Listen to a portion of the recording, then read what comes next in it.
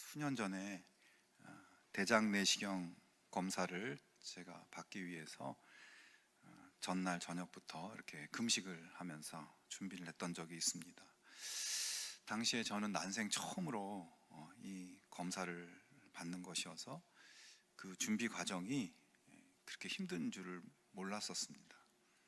하루 전에 금식만 하면 다 되는 줄 알았는데 그게 아니라 무슨 약을 주시더라고요. 그래서 그 검사를 위한 약을 먹고 장을 비워내는 그런 작업을 해야만 하는 것이었습니다. 내시경 약이 얼마나 양도 많고 넘기기가 힘든지 정말 막 먹다가 정말 어떻게 되는 줄 알았어요.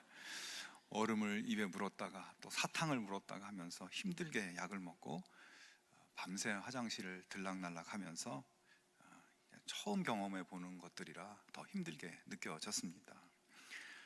밥도 굶고 또 내시경 약 때문에 기진맥진해서 방에 누워서 여기저기 TV 채널을 돌려봤습니다.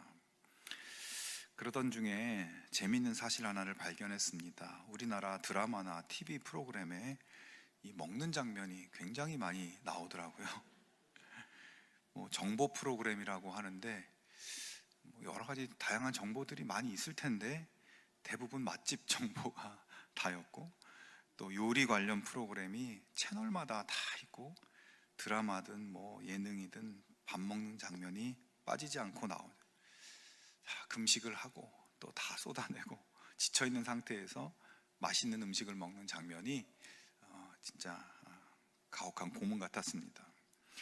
그리고 다음날 병원으로 가는 길에 또 놀랐습니다. 우리나라 길거리에 왜 그렇게 식당이 많은지, 국밥집, 삼겹살집, 일식집, 햄버거집, 분식집, 항상 다니던 길이었는데 이 길에 원래 이렇게 식당이 많았나? 내가 못 보던 사이에 식당이 많이 생겼나? 생각이 들었습니다. 그러나 가만히 생각을 해보니까 하루아침에 그렇게 식당이 늘어난 것도 아니고, 유독 그날 TV 프로그램에서만 먹는 장면이 많이 나온 것도 아니었습니다. 그 길에는 원래부터 상점들이 많이 있었고, 원래부터 TV 프로그램은 그랬었던 것인데, 단지 내가 배가 고파서 더 그렇게 많이 보여지고 느껴진 것이었습니다.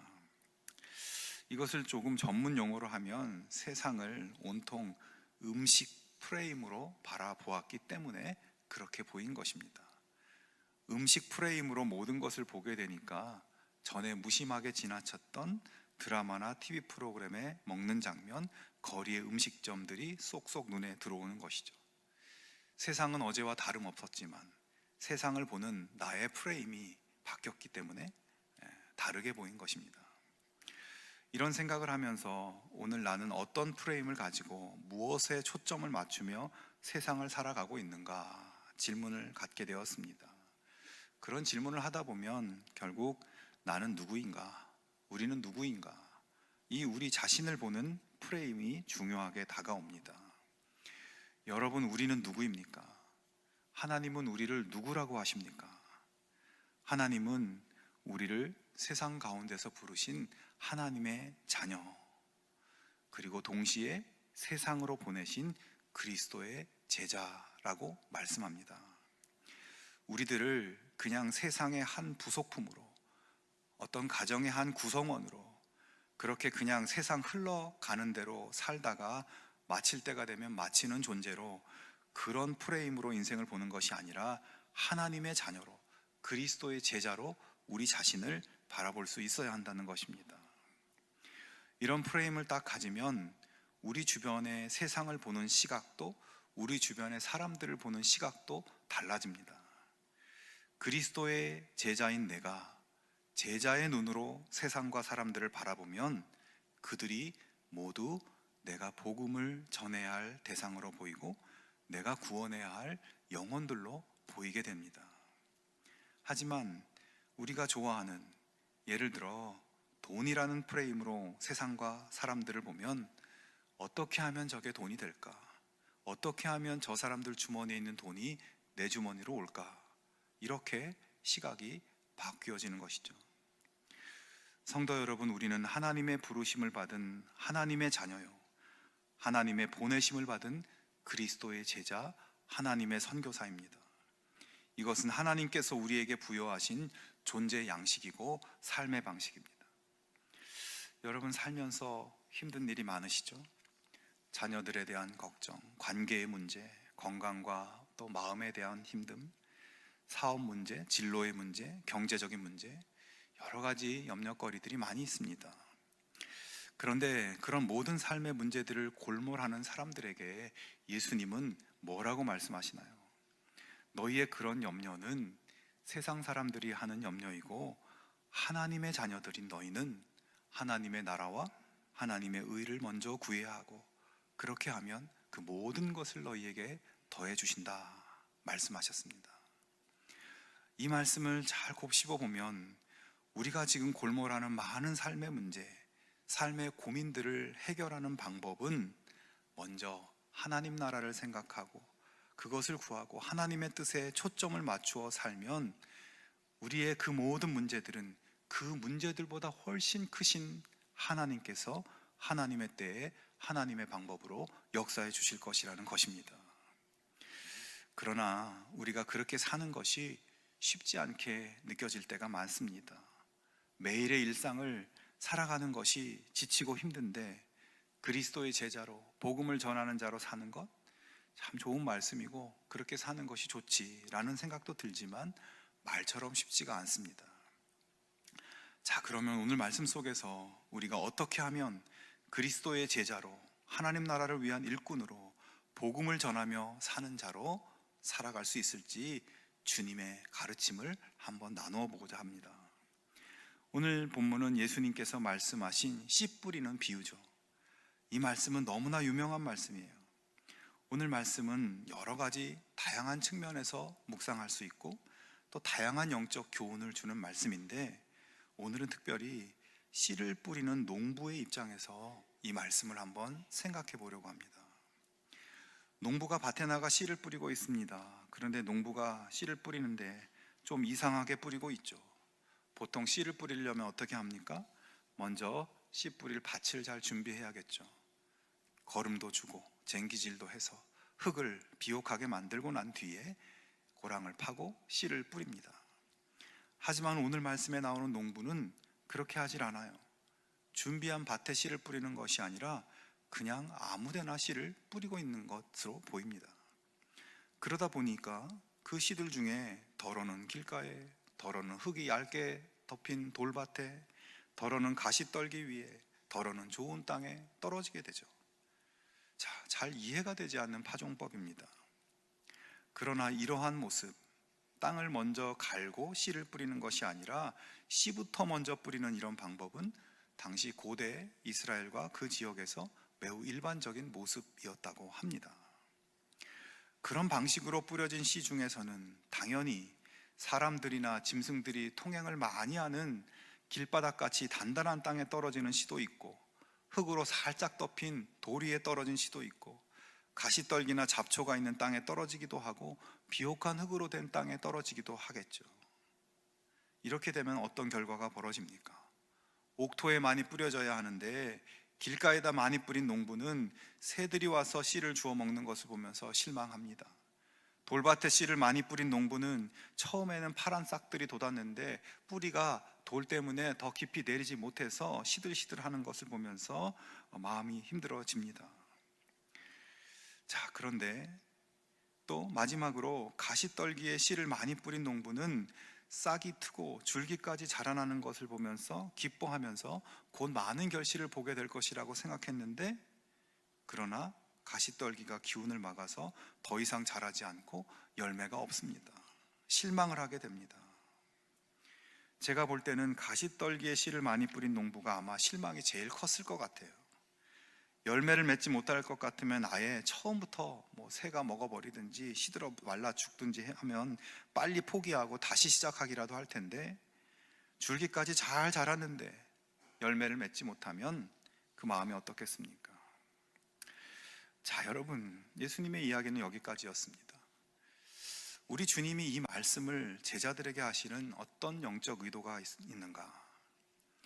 결론부터 말씀드리자면 우리 주님 예수님은 제자들이 앞으로 제자다운 삶을 살고 하나님 나라 사역을 하고 복음 전하는 사역을 하고 교회를 세우는 사역을 할 때 길가와 돌밭과 가시덤불을 필연적으로 만나게 될 것인데, 그것을 보며 낙심하고 포기하지 말고 옥토에서 맺혀질 수백 배의 결실을 기대하며 그것들을 소망하면서 묵묵히 꿋꿋하게 제자의 삶을 지키고 하나님 나라 사역을 해 나가자고 말씀하고 있는 것입니다.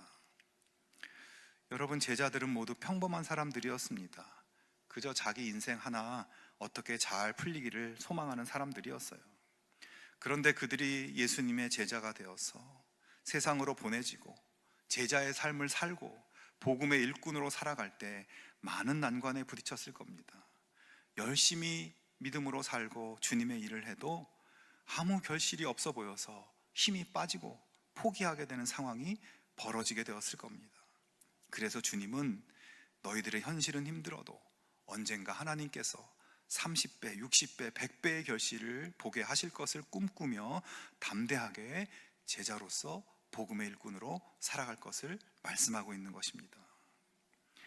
여러분, 우리가 그리스도의 제자로서 정말 믿는 사람답게 제자답게 살려고 애쓰고 하나님 나라에 초점을 맞추고 복음을 전하고 하나님 나라를 위해 살다 보면 우리도 그런 경험들을 하게 됩니다. 우리가 그래, 내 인생의 우선순위를 하나님께 두고 하나님께 초점 맞추고 그리스도 제자답게 살아보자, 하나님이 기뻐하실 영혼 구원의 열매를 위해서 나도 한번 그렇게 살아보자, 이런 마음 먹고 삶 가운데 그리스도의 성품으로, 그리스도의 언행으로, 그리스도의 향기를 내려고 노력하고 주변 사람들에게 예수님의 복음을 전하고자 애를 써봅니다. 하지만 우리의 현실이 뜻한 대로 되지 않고 제자의 삶이 생각처럼 되어지지 않고 제자의 삶의 기쁨이나 풍성함은 느껴지지 않고 복음을 전하여도 아예 거부하는 사람, 뿌리를 내리는 듯 하다가 그만두는 사람, 잘 생활하다 갑자기 신앙을 떠나는 사람들을 보게 됩니다. 그러면 우리는 실망의 마음이 듭니다. 그러나 여러분, 실망하지 않기 바랍니다. 우리가 묵묵히 그리스도의 제자로 복음의 일꾼으로 살아가는 삶은 결코 헛되지 않고 30배, 60배, 100배의 결실이 반드시 예비되어 있음을 여러분 믿으실 수 있기를 바랍니다. 여러분, 우리나라에 처음 복음이 들어왔을 때 단 한 명의 선교사로 출발했습니다. 그러나 지금 한국 교회를 보면 얼마나 큰 결실이 맺혀졌나요? 하나가 천을 이루고 만을 이룬 것입니다. 우리 교회도 그렇습니다. 우리 교회도 북한에서 피난 내려온 피난민들이 저 동대문 이문동에 뿌린 작은 씨앗들로부터 시작돼서 동안교회가 세워졌고, 또 그로부터 많은 선교의 열매가 확장되어서 그 열매 중에 하나가 우리 별내 동안교회가 된 것입니다. 그 처음 씨앗을 뿌린 사람들은 정말 소수의 사람들이었어요. 신방을 해보면 가족이나 주변에 아무도 믿지 않는데 혼자서 믿음 생활 하시는 분들이 있습니다. 그런 분들은 친구든지 이웃이든지 누군가가 뿌린 작은 복음의 씨앗 때문에 신앙이 시작되고 또 신앙이 성장하고 아름다운 신앙으로 세워지게 된 것을 봅니다.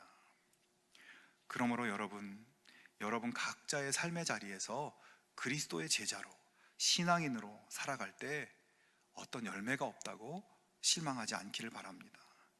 천국 복음의 일꾼으로 살아갈 때 열매가 없다고 실망하지 않기 바랍니다. 내가 지켜나간 제자의 삶, 내가 전한 복음이 언젠가 크게 열매 맺을 것을 기대하며 소망을 가지고 묵묵히 제자의 길을 걸어가는 우리 모두가 될 수 있기를 바랍니다. 하나님께서 반드시 상상하지 못할 놀라운 열매로 우리에게 채워주실 것입니다. 2012년 러시아의 이 과학 아카데미의 스베틀라나 야시나라는 연구팀이 놀라운 논문을 발표했습니다. 시베리아 툰드라 지역의 이 땅 다람쥐가 다람쥐 굴 속에 3만 년 전에 숨겨놓은 열매와 씨앗을 발견해서 그것을 발화시켜 꽃을 피우는데 성공했다는 내용입니다. 그 다람쥐 굴은 지각 변동으로 지하 40m 땅속 깊이에 그 굴이 가라앉아 있었고 평균 영하 7도의 조건을 오랜 세월 유지하고 수 있었는데 그 굴 안에 다람쥐가 숨겨놓은 열매와 씨앗이 얼음 속에 저장되어 있었고 3만 년이 지났지만 연구팀은 열매 속 조직을 배양해서 흙에 옮겨 싹을 틔우는데 성공했다는 것입니다. 지금 화면에 보이는 꽃이 3만 년 동안 얼음 속에 있던 씨앗에서 피어난 꽃입니다. 이 꽃은 페랭이 꽃의 종류로 현재도 시베리아 지역에 자생하고 있다고 해요. 여러분 놀랍지 않습니까? 3만 년이라는 시간 동안 씨앗은 사실 완전히 죽은 것처럼 보이죠. 하지만 그 씨앗은 결코 죽은 것이 아니었습니다. 다시 피어날 생명을 품고 있었던 것이에요. 그러므로 여러분, 우리를 그리스도의 제자로 천국 복음의 일꾼으로 부르신 하나님을 의지해서 각자의 삶의 자리에서 담대하게 제자답게 살아내고 복음을 증거하며 씨를 뿌릴 때 그 결과가 당장 눈앞에 보이지 않는다고 실망치 말고 내가 지킨 제자의 삶, 내가 전한 복음의 씨앗 중에 언젠가 분명히 수많은 결실을 맺을 씨앗이 있다는 믿음으로 소망을 갖고 제자의 길, 믿음의 길을 걸어가실 수 있기를 축원합니다. 여러분, 우리의 꿈은 수백 수천의 영혼의 열매, 하나님 나라의 영광을 보는 것입니다. 그러나 우리의 현실은 가시밭이고 돌짝밭으로 보일 수 있어요. 그러나 우리가 우리의 프레임을 하나님께 두고 하나님 나라에 두고 살면 반드시 우리 삶은 열매로 가득 넘치게 될 것입니다. 문제는 사라지고 하나님의 영광이 우리의 삶을 덮게 될 것입니다. 이 소망을 바라보며 용기를 내는 우리 모두가 될 수 있기를 축원합니다. 마지막으로 오늘 본문 말씀 속에서 이끌어낼 수 있는 하나님의 메시지를 하나만 더 나누고자 합니다. 그것은 우리가 그리스도의 제자로 천국 복음의 일꾼으로 살아가는 데 있어서 조금 새롭고 능동적인 시각과 자세로 나아갈 수 있어야 한다는 것입니다. 오늘 말씀에서 농부는 아무데나 씨를 뿌리는 방식, 아무데나 뿌리고 나서 결실을 맺는 것들만 바라보던 수동적인 방식으로 일을 했죠. 하지만 그런 방식으로만 하지 말고 적극적으로 씨가 뿌려질 밭을 준비하는 방식으로 우리가 살아갈 수 있어야 하겠다는 겁니다. 길가와 같이 다져지고 단단해진 땅이 있다면 쟁기로 파헤쳐서 부드럽게 만드는 것입니다. 돌밭에 묻혀진 자갈들을 삽과 곡괭이로 파헤쳐서 자갈을 골라내고 흙밭을 만듭니다. 가시떨기 밭이 있다면 그 뿌리를 파헤쳐서 뽑아내서 그것을 불태우고 좋은 땅을 만드는 것입니다. 예를 들어 우리가 예수님의 제자로서 누군가에게 복음을 전하려고 할 때 그 복음을 받는 사람들 중에는 반드시 길가와 같이 단단한 마음을 가져 복음을 거부하는 사람, 돌밭같이 복음의 뿌리가 내려가지를 않는 사람, 가시떨기같이 복음의 기운을 막는 것에 마음이 있어서 복음의 결실을 못하는 사람. 자, 그렇다면 그들을 그렇게 내버려 두지 말고 우리가 그 복음을 받게 될 사람들의 마음을 기경하여 좋은 땅으로 만드는 작업을 할 수 있어야 한다는 것입니다. 여러분, 우리가 그런 분들을 만나면 그냥 포기해버리는 것이 아니라 그들의 마음밭을 복음의 씨앗을 받아들일 수 있도록 우리가 쟁기질을 해야 한다는 거예요. 천국 복음의 씨를 뿌리는 일도 우리에게 맡겨진 일이지만 우리의 믿음의 쟁기로 길가와 돌밭과 가시떨기와 같이 황폐한 심령들을 기경해서 부드러운 흙밭으로 만드는 일도 천국 복음의 일꾼들인 우리들의 몫인 것입니다. 더욱 적극적이고 부지런하게 복음 사역을 감당할 수 있어야 하는 거예요. 그렇다면 우리가 어떻게 그들의 마음을 기경할 수 있을까? 마태복음 5장 16절에 예수님은 이렇게 말씀하십니다. 이같이 너희 빛이 사람 앞에 비치게 하여 그들로 너희 착한 행실을 보고 하늘에 계신 너희 아버지께 영광을 돌리게 하라. 자, 그렇습니다. 우리가 사용할 수 있는 쟁기는 바로 우리들의 착한 행실입니다. 우리의 착한 행실로서 그들의 길가와 돌밭과 가시떨기 밭을 갈아엎어 옥토를 만들 수가 있습니다. 여러분, 요즘 세상이 얼마나 악하고 각박한가요? 예수님 말씀하신 대로 사람들이 마음이 강팍하고 굳어지고 민족이 민족을 대적하고 전쟁과 지진과 기근의 소식이 끊어지지 않는 그런 세상입니다. 이러한 때 주님께서 가장 원하시는 일은 무엇일까요? 그것은 바로 생명을 구원하는 일이죠. 이 일을 위해서 우리 그리스도인들은 세상의 빛이 되어야 하고 착한 행실로서 세상 사람들의 마음밭을 일구어야 하며 복음의 씨앗을 뿌릴 수 있어야 합니다. 말 한마디, 행동 하나하나를 예수님 제자답게 아름답고 착하게 해야 합니다.